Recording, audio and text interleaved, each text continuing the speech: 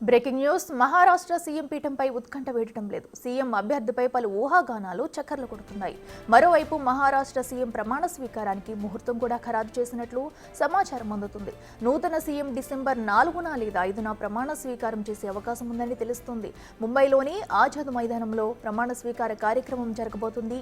ఈ కార్యక్రమానికి ప్రధాని మోడీ హాజరు కానున్నారు. సీఎం పీఠం బీజేపీకే దాదాపు ఖరారైంది. డిసెంబర్ 3న బీజేపీ శాసనసభాపక్ష సమావేశంలో సీఎం ఎంపిక జరగనుంది.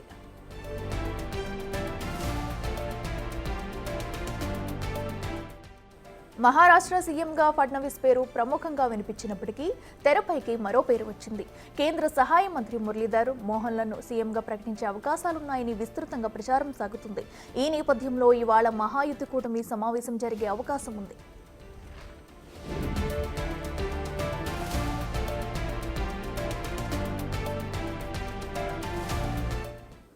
ఇదే అంశానికి సంబంధించి మరింత సమాచారం మా ప్రతినిధి శివ లైవ్లో అందిస్తారు. శివ, చెప్పండి, ఇప్పటికే ఎలక్షన్ కౌంటింగ్ ప్రారంభమయ్యి రిజల్ట్స్ వచ్చినప్పటి నుంచి కూడా మహారాష్ట్ర సీఎం ఎవరన్న దానిపై కూడా ఇప్పటికే ఉత్కంఠ అయితే కొనసాగుతుంది. అయితే ఈ రోజైనా దీనికి తెరపడే అవకాశం ఉందంటారా?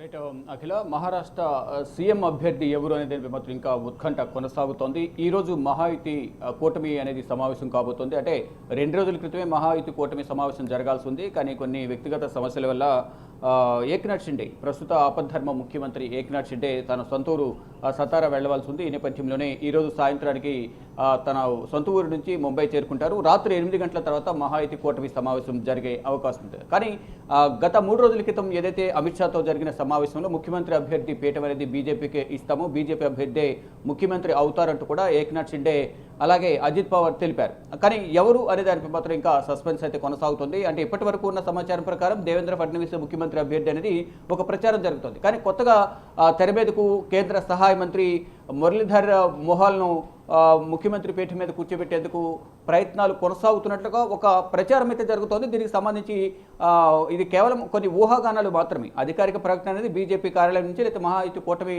సమావేశంలో దీనికి సంబంధించి ఒక ప్రకటన, అధికారిక ప్రకటన విడుదల చేసే అవకాశం కనిపిస్తుంది. అంటే ఎప్పటికీ కూడా మహాయుతి కూటమి అభ్యర్థి అంటే మహారాష్ట్ర సీఎం ఎవరు అనే దానిపై మాత్రం క్లారిటీ లేదు. కానీ ఇటు ప్రమాణ స్వీకార కార్యక్రమానికి సంబంధించి ఒక ముహూర్తాన్ని కూడా ఖరారు చేసినట్లుగా కూడా సమాచారం అయితే అందుతోంది. 4 లేదా 5వ తేదీన ముఖ్యమంత్రిగా ప్రమాణ స్వీకారం కార్యక్రమం ఉండబోతోంది.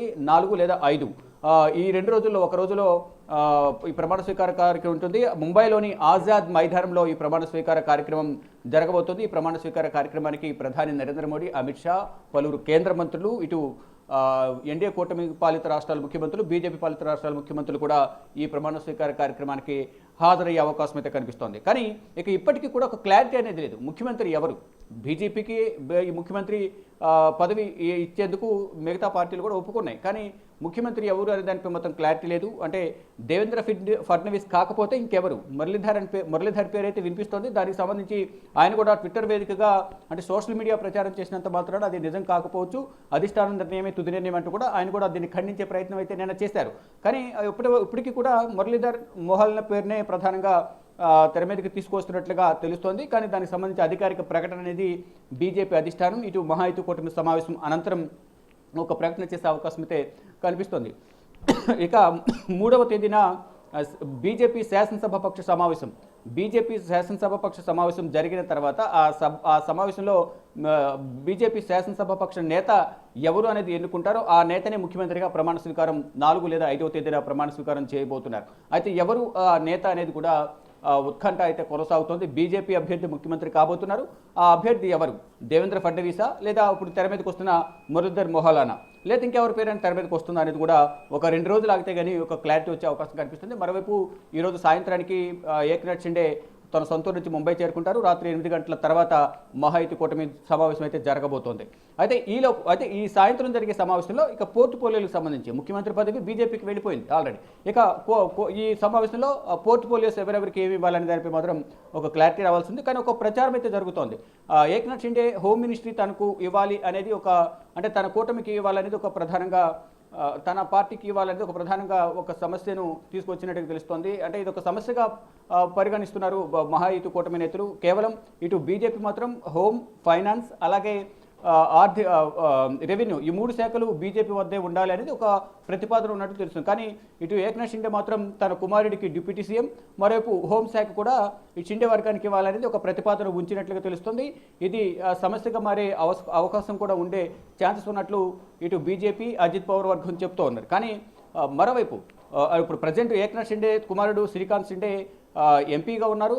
ఇటు రాష్ట్రానికి తీసుకొచ్చి ఎమ్మెల్సీ ఇచ్చి డిప్యూటీ సీఎం అలాగే హోంశాఖ కూడా వారి వర్గానికి ఇవ్వాలనే ఒక ప్రతిపాదన షిండే హోమ్ మినిస్టర్ వద్ద ఉంచినట్లుగా ఒక ప్రచారం అయితే జరుగుతోంది. దానికి సంబంధించి అధికారిక సమాచారం అయితే ఎవరి దగ్గర లేదు. మరోవైపు అజిత్ పవార్ వర్గానికి కూడా కొన్ని కీలక పోర్ట్ఫోలియోలు ఇచ్చేందుకు హోంమంత్రి వద్ద చర్చలు సఫలీకృతమైనట్లు ఒక కొలికి వచ్చినట్లు తెలుస్తోంది. కానీ ఇటు మహాయుతి కూటమిలో జరిగే సమావేశంలో పోర్ట్ఫోలియోకి సంబంధించి ఎవరు ముఖ్యమంత్రి అవుతారు అనే దానిపై మాత్రం ఒక కీలక ప్రకటన చేసే అవకాశం కనిపిస్తుంది.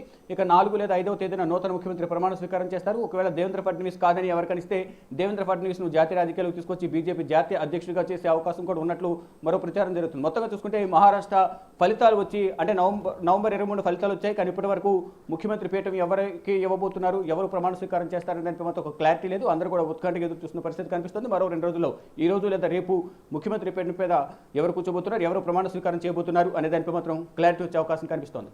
Right Shiva, thank you.